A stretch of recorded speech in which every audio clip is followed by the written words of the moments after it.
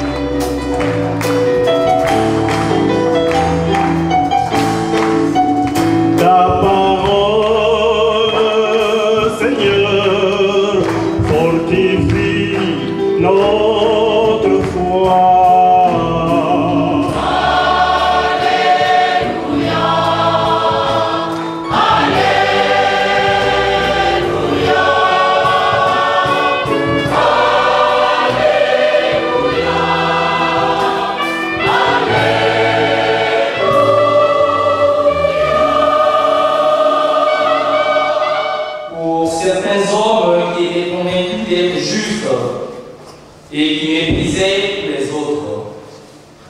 Deux hommes montèrent au temple pour prier. L'un était pharisien et l'autre publicain. Le pharisien se tenait là et priait en lui-même. Mon Dieu, je te rends grâce parce que je ne suis pas comme les autres hommes, voleurs, injustes, adultères, ou encore comme ce publicain. Je jeûne 2 fois par semaine, et je verse le 10e de tout ce que je gagne.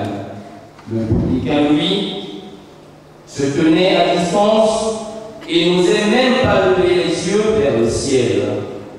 Mais il se frappait la poitrine en disant: mon Dieu, prends pitié du pécheur que je suis. Quand ce dernier entra chez lui, c'est lui, je vous le déclare, qui était devenu juste et non pas l'autre. Qui s'élève sera abaissé, et qui s'abaisse sera élevé. Acclamons la parole de Dieu.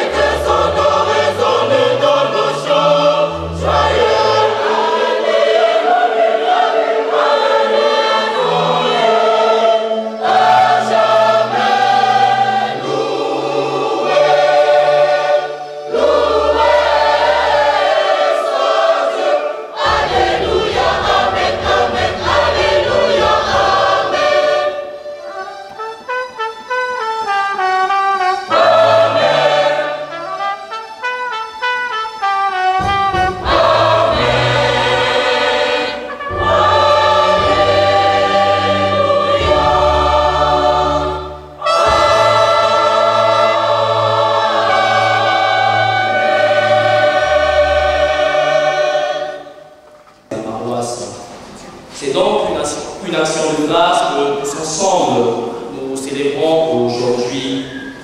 Et l'Église, dans sa providence divine, a voulu nous donner pour la thématique de notre méditation la notion de la prière, afin que jeunes et adultes, ainsi que les enfants, tous ensemble, nous soyons embarqués par ce dont le Seigneur attend de tout un chacun. Que l'homme puisse prier sans cesse, que l'homme puisse glorifier et reconnaître sa Seigneurie partout et pour toujours. Nous allons donc tous ensemble, au cours de cette célébration eucharistique, méditer sur la notion de la prière. Si je me permets de prendre comme fondement des approches textuelles que nous avons aujourd'hui, la prière, c'est pour la simple et unique raison que si nous regardons de fond en comble, l'un des mots qui revient de façon répétitive dans la première lecture, comme dans l'évangile, c'est bel et bien la prière. Il y a encore une autre histoire, ça s'est passé dans une des histoires de souvent connaître. Et quand venu, il s'est arrêté, il lui a dit: qu'est-ce qui ne va pas avec toi? Il dit: j'ai le loyer à payer, j'ai les histoires des enfants à payer. Il dit: en un mot, ça fait combien? Le type a dit 100 000. Il dit: tu vois, Dieu a exaucé ta prière. Tiens. Maintenant, tu peux te débarrasser le plancher. Il a dit à Dieu: puisqu'il est parti, mon cas, tu le règles maintenant. La paix du Christ. La paix du Christ. La manière de prier et surtout dans le contenu de notre prière. Quand on prie aujourd'hui, y a-t-il une prédisposition intérieure? Le pharisianisme est né de théologiques qui faisaient de sorte qu'il y ait une observance. Il se met à parler. Le fait qu'il respectait le paiement de sa dîme des autres personnes, seul Dieu a le plein pouvoir de déclarer qui il veut, quand il veut et comme il veut, juste. Mais ce pharisien s'était permis de déclarer autrui, son frère qui était à ses côtés, injuste. Pour la simple et unique raison que le publicain était ce qu'on peut appeler dans le langage courant un collaborateur. Les publicains, c'était ceux qui avaient accepté de travailler sous l'Empire romain. C'est des gens qui, là où Rome ne pouvait pas arriver pour collecter les impôts, eux ils s'y rendaient et collectaient les impôts. Et puisqu'il n'y avait aucun contrôle sur eux, ils allaient encore un peu plus loin. Donc il y avait des extra-taxes qu'ils ajoutaient sur les autres. Les pharisiens, n'acceptant pas cela, les déclaraient injustes. Le cas de Zachée par exemple, quand on verra Jésus aller manger dans sa maison, les pharisiens dans le chapitre 19 de Luc se permettront de dire comment est-ce que lui qui se dit maître et observateur de la loi peut accepter de se rendre à la maison d'un si grand pécheur. Quand on nous demande de faire le chapelet, je le fais. Mais si dans le cœur, il n'y a pas une prédisposition intérieure, si dans le cœur, on est encore animé par l'orgueil, par un esprit visant à déclarer les autres justes et les autres injustes, à ce moment-là, il faudrait se rendre déjà compte du fait que Dieu ne saurait te déclarer juste. Au contraire, devant lui, ta prière ne compte pour rien. La paix du Christ. Et dans la théologie lucanienne, pour qu'on soit juste, il est clair et net que l'homme doit avoir une vie totalement dépendante du Seigneur. La prière, tout mouvement de Dieu dans une église ne peut vivre, ne peut exister ou encore subsister que dans la prière. Sans la prière, nous ne sommes rien. C'est la prière qui nous met en communion avec le Seigneur. C'est la prière qui nous montrera les volontés du Seigneur pour tout un chacun. C'est la prière qui nous guidera et qui nous indiquera le droit chemin. C'est de par la prière qu'on vit. Et d'ailleurs, mieux que moi, vous le savez, chanter, c'est prier. La paix du Christ. Amen. Prions les uns pour les autres. Amen.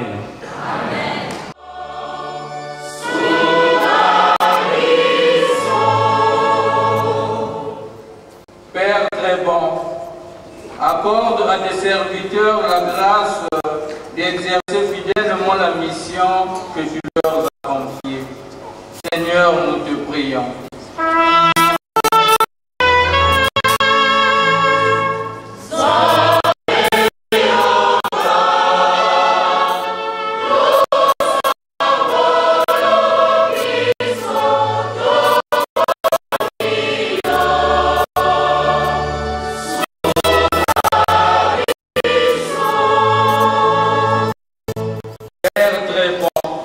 Accorde aux gouvernants d'avoir la considération pour leur peuple, afin de la prise en compte de leurs besoins. Seigneur, nous prions.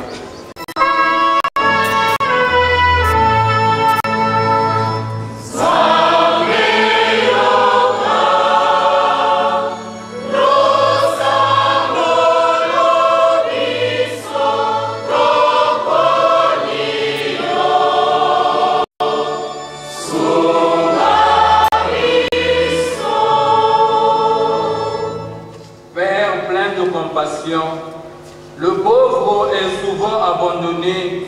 Nous te prions afin que dans ta justice, tu les soutiennes. Seigneur, prends pitié.